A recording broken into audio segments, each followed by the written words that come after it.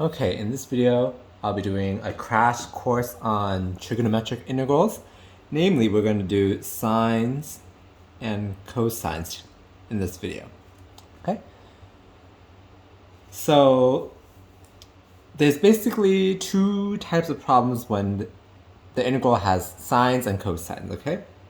Is when there's an odd power and when there's only even powers, okay? So let's take the example of odd powers only first.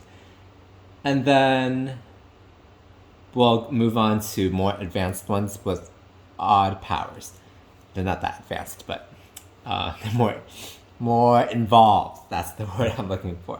Okay, so let's begin with a simple example of, let's say we have integral of sine cubed. Okay. When we have an odd power of sine or cosine, that's a good sign.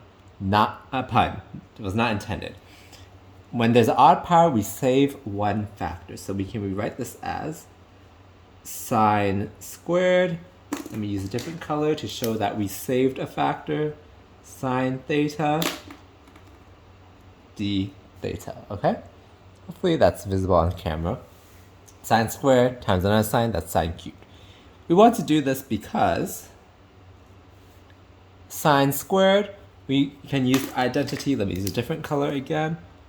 1 is equal to sine squared theta plus cosine squared theta. We can use this identity. Okay? So sine squared becomes 1 minus cosine squared. Okay? And then we still have the sine theta d theta. With this, now we can make a substitution. U is cosine theta. Du is minus sine theta d theta. And so we can rewrite this integral as 1 minus u squared times minus du. So minus du. Okay? And now this is very easy to solve. That's simply u minus a third u cubed plus c. We back substitute. U is cosine, so we get cosine theta here minus cosine cubed over 3 plus c. That is our answer here. Okay? So when there's an odd power, you save a factor of it. That's the idea. Okay? So let me move on to the next example. Let's say there is a cosine cubed and a sine squared. Okay, so this is a little more involved. Let me draw a line to separate the two. Okay, cosine cubed, sine squared, d theta. Okay, so I don't know if I said this earlier. Whenever there's an odd power, that's a good thing. We save a factor of it. Okay, so if they're both odd, doesn't matter which one you save. In this case, because there's only cosine is odd, sine is even, so we save a cosine. Okay, so this will be cosine squared, sine squared, and then we saved a cosine. Okay, d theta. Okay. So the goal is to have a substitution of u is sine, so that du can be cosine theta d theta. Okay. So how do we do that? This is in order in terms of sine. This is cosine. We can again use the Pythagorean identity to say that cosine squared is 1 minus sine squared. Okay? And then we still have the sine squared. And then we still have a cosine. Okay? Now here we can make a substitution. U is sine theta. Du is cosine theta d theta. Okay? So we can substitute. We would get what? 1 minus u squared times u squared du. This we can simplify to, well, we can distribute. It'll be u squared minus u to the fourth du. This is a simple integral. We just use power rule. A third u cubed minus a fifth, a fifth u to the fifth plus c. So then we back substitute. U is sine theta, so sine cubed over 3 minus sine to the 5th theta over 5 plus c. And that's our answer. Okay? So once again, hopefully by my repetition, it's ingrained in your head. When there's an odd power, that's a good thing. You save a power of the whatever's the odd. Okay? That's how we do that. And again, so if both are odd, then it doesn't matter which one you save, because you could just convert everything to sine or convert everything to cosine. Okay? When there's only one, obviously just take that. If there's one odd, one even, you have no choice either but to take the odd. Okay? Okay. So there was that. Now let's move on to the second type of sines and cosines when there's only even powers. Okay? So let's take the basic example. We have cosine squared theta d theta. How do we solve this? We can't use the Pythagorean identity here. It won't help. Because cosine squared is 1 minus sine squared. What's the integral of sine squared? You use the same technique actually to solve this. So we remember that identity that cosine, I should have written it in a different color, but that's okay.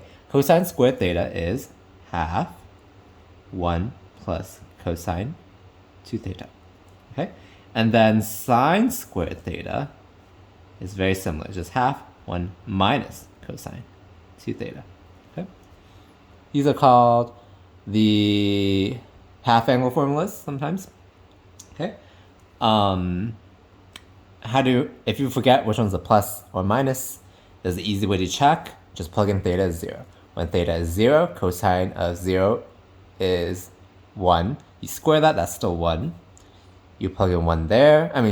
We plug in theta at 0 here. Cosine of 2 times 0 is still cosine of 0, which is 1. So 1 plus 1 is 2. 2 divided by 2 is 1. So 1 is equal to 1. That works. Over here, if theta is 0, sine of 0 is 0. 0 squared is still 0. Plug in here, 2 times 0 is 0. So cosine of 0 is 1. 1 minus 1 is 0. 0 divided by 2 is 0. Okay, so you can just quickly plug in theta 0 to check if you forget. Okay, so let's use this identity. In this integral, it becomes half integral of what? 1 plus cosine 2 theta by d theta. Okay, now this is easy to solve. This we could do a substitution. I'll just do it quickly in my head. So if we anti-differentiate, integral of 1 is just theta.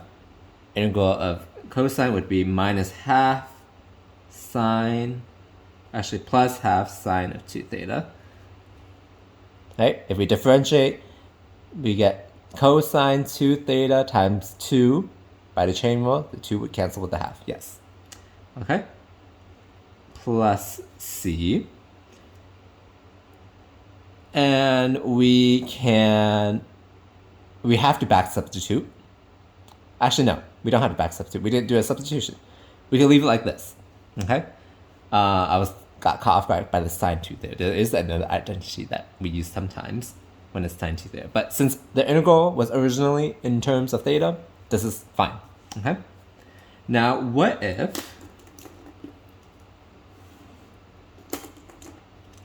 there's 2 even powers, so cosine squared and sine squared? What happens when we have this? We use the identity for both of them. That's how you would have to solve it. Okay, so if it's to the 4th power, for example, cosine 4 theta, sine squared, you have to use half angle for sine. You use half angle for cosine to the 4th. That's just cosine squared. So you do have to use the half angle formula multiple times. Okay, that's the technique to solve this one. Okay, so let's do it. So it'll become what?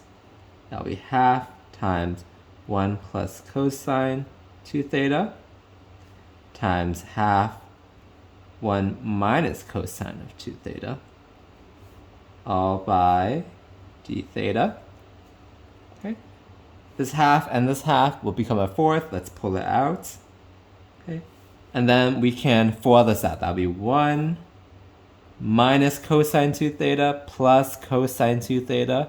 That would cancel out. And then we have minus cosine squared of 2 theta d theta. How do we solve this?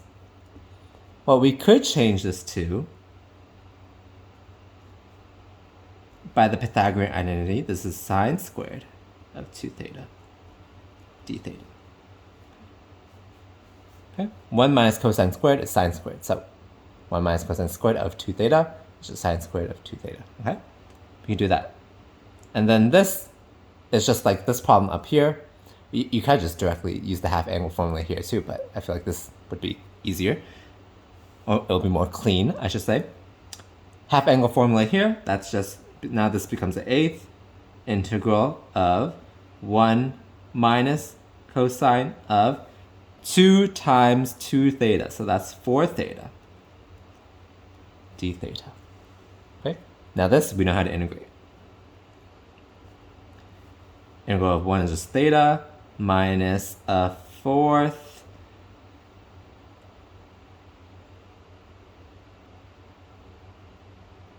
is this right? Cosine, oh no, sine of 4 theta plus c. I'm lost because, let me double check. This is up here correct? It looks very similar. That's why I'm confused. Let's see. That looks right. Okay, this should be fine. Okay, sorry for the mess there. We can distribute to make it look nicer, but this should be sufficient also. I'll just distribute to write it a little nicer. That'll be 32 sine of 4 theta plus c. And that's our answer. Okay. So notice how we had to use half angle formula twice up here already. That got us that. We simplified. We saw that this is 1 minus cosine squared. We can change that to sine squared. I just personally like to do that. And then again here we have to use half angle once again. Okay, and then this now is something we can solve easily. Okay, so that's the tips to solve these trig integrals with sines and cosines. Okay, so let's recap once more. Hopefully it's ingrained in your head that when there's odd power, save a power of that odd, save 1 power. Okay, odd power, save 1 power. Even powers only, I should say, half angle identity or half angle formula, whatever you want to call it. Okay, so these are pretty straightforward. Hopefully it helps. If it does, if this video helped you, please hit that like button and please subscribe to the channel to see more crash courses like this.